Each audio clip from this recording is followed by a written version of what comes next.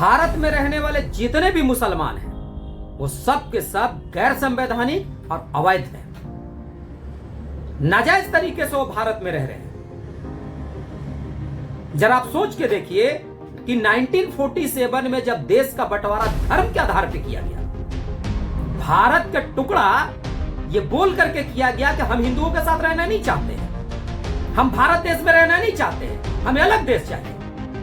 और कुछ जाहिल देश के गद्दार नेहरू और गांधी जैसा कमीना इनको देश अलग काट करके अलग दे दिया। जब भारत का बंटवारा हो ही गया तो फिर ये भारत में क्या कर रहे हैं?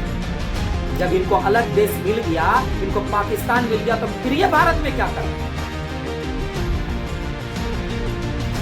ये नेहरू और गांधी ये दोनों जाहिल साले एक ऐसा भारत छोड़ करके गए जिसमें कोई भी कहीं से भी मुंह उठा करके आए और भारत में रहने लगे। कहीं से भी आए भारत में आकर के पूरे अधिकार के साथ रहने लगे। अगर अधिकार ना हो किसी का तो सिर्फ हिंदू का ना हो, बाकी सबको अधिकार है यहां आके रहने का। एक ऐसा भारत छोड़ के गए हैं ये, एक ऐसा भारत छोड़ करके गए हैं जिस देश में क्रिश्चियन क्रिश्चियन रहेगा, मुसलमान मुसलमान रहेगा, लेकिन हिंदू हिंदू नहीं रहेगा, उसको सेकुलर होना पड़ेगा। ऐसा भारत छोड़ के गए हैं गांधी, जो अपने आप को खुद ही राष्ट्रपिता घोषित कर दिया। जिस राष्ट्र को हम अपनी मां कहते हैं, जिस राष्ट्र के पैरों को चूमते हैं हम अपने होठों से, उस राष्ट्र का वो पति बन बैठा और हमने उसे स्वीकार कर लिया। ये इस राष्ट्र का दुर्भाग्य है। दूसरा, नेहरू जो पूरे भारत में रहने वाली सभी महिलाओं को अपना फौजाई घोषित कर दिया, हमारा चाचा बन बैठा, अपने आप को चाचा घोषित कर दिया और हमने उसे भी स्वीकार किया। ये हमारा दुर्भाग्य है। नेहरू और गांधी जैसा दोगला इंसान पूरी दुनिया में दूसरा किसी नहीं। नेहरू से पहले कोई नेहरू नहीं, नेहरू के बाद कोई नेहरू नहीं। अगर कहीं है पूरी दुनिया में तो आप हमें बताइए, कोई तो होगा। इसका बाप, इसका दादा, इसका चाचा कोई तो होगा। कहां है? कौन है?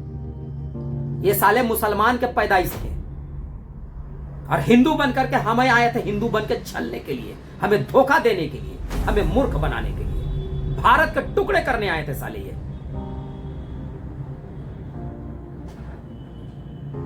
पता नहीं भारत में कौन सी फैक्ट्री लगा करके गए हैं कि नेहरू बच्चा पैदा करता है तो गांधी बन के निकलता है। कौन सी फैक्ट्री लगा गए हैं? जो मुसलमान आज भारत में रह रहे हैं उनको कोई अधिकार नहीं बनता है कोई सरकारी नौकरी करने का, कोई अधिकार नहीं बनता है कहीं का चुनाव लड़ने का, क्योंकि वो तो खुद नाजायज है, अवैध है। वो नहीं लड़ सकते, वो कहीं का चुनाव नहीं लड़ सकते हो, कहीं की सरकारी नौकरी। घुसपैठ ये है साले हमारे देश में। हमारे देश में रहते हैं और हमारे देश को गाली देते हैं, हमारे सनातन धर्म को गाली देते हैं। उन्हें वापस पाकिस्तान खदेड़ के भगाना चाहिए। जिस संविधान की वो दुहाई देते हैं उसी संविधान की बात आज हम कर रहे हैं। आज मैं कर रहा हूं उसी संविधान की बात। उसी संविधान के हिसाब से वो अवैध हैं, नाजायज है वो। जब 1947 में बंटवारा हुआ धर्म के आधार पे, फिर वो भारत में क्या कर रहे हैं?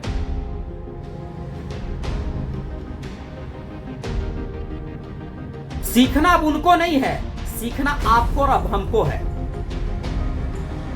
जब तक हम और आप नहीं सीखेंगे ना, हमारे साथ ऐसा ही छल होता रहेगा।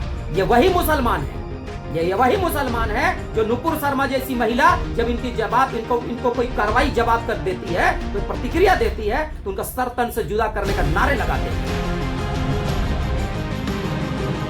हम 57 इस्लामिक कंट्री हम एक हो जाएंगे, इसी नुपुर शर्मा के खिलाफ ये बोल रहे हैं। इनके जवाबी कार्रवाई जब दी, प्रतिक्रिया जब नुपुर शर्मा दी कि हम 57 इस्लामिक कंट्री हैं, हम एक हो जाएंगे, बड़ा धमकी देने लगे। पिछले 2.5 वर्षों से पुतिन धूने पे ढूंढ रहा है। 2.5 वर्षों से रूस इनको धूने पे ढूंढ रहा है, रोज 50-100 मार रहा है। अब 57 इस्लामिक कंट्री उसको नहीं बोल रहे कि हम एक हो जाएंगे। कन्हैया लाल हिंदुत्व की बात किया तो उसकी गर्दन काट दी है वो। ये वही मुसलमान है, ये वही मुसलमान है जो हिंदुत्व के साथ खड़ा हुआ। कन्हैया लाल बेचारा उसका गर्दन काट दिया। आज पुतिन 2.5 वर्षों से तो ड्रोज मार रहा है, रोज 250, 300, 200 मुसलमान को मार रहा है। क्यों नहीं 57 इस्लामिक कंट्री एक हो जा रही है? साले गिदड़ भक्की सिर्फ भारत में रहने वाले हिंदुओं को ही देना है। आज महाकुंभ का मेला लगा पड़ा है, सरकार ने इनको वहां कुंभ के 15 किलोमीटर का रेडियस में घुसने से मना कर दिया है। आप घुस नहीं सकते हैं। दुकान लगाना और व्यापार करना तो दूर की बात है, 15 किलोमीटर का रेडियस में आप घुस नहीं सकते हैं। तुम्हारे हज में हिंदुओं को जाने से मना किया, हमने कुछ बोला नहीं। लेकिन तुम्हारे थूकने, तुम्हारे मूतने और थूका हुआ खाना नहीं खाने का मना जब हम करने लगे तो तुम्हें मिर्ची लगी पड़ गई।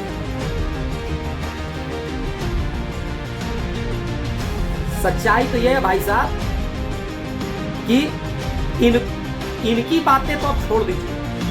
सीखना इनको नहीं, सीखना आपको और हमको है। और सीखना यह है कि हमको और आपको ये बात पूरे दिल में और दिमाग में बैठा करके रखना है कि जब भी हम कोई सामान खरीदें तो हिंदू से खरीदें, भले वो 2 पैसा महंगा हो। जब भी हम कोई व्यापार करें तो हिंदू से करें, भले 2 पैसा हमको कम बचे। जब भी हम अपना घर मकान जब बनवाएं तो मिस्त्री, वो कारपेंटर, वो प्लम्बर हिंदू हो, भले वो 2 पैसा ज्यादा ले। हमारे देश में रहेगा, कम से कम वो हथियार नहीं खरीदेगा हमारे खिलाफ। कम से कम जब हम शोभा यात्रा निकालेंगे, रामनवमी यात्रा निकालेंगे तो हम पे पत्थरबाजी नहीं होगा। सीखना उनको नहीं, आपको और हमको है। इसलिए इस बात को याद रखिएगा, जब भी कोई व्यापार करना हो, कहीं कोई काम करना हो, किसी से काम करवाना हो, वो हिंदू होना चाहिए। हमारे घर में जो ट्यूशन पढ़ाने आए वो हिंदू होना चाहिए। हमारे घर में कारपेंटर, प्लम्बर, दर्जी, मिस्त्री जो हो वो हिंदू हो। हम मिठाई खरीदने जाएं, सब्जी खरीदने जाएं, कपड़ा खरीदने जाएं, वॉशिंग मशीन, फ्रिज खरीदने जाएं, वो हिंदू। याद रखिएगा। जय श्री राम।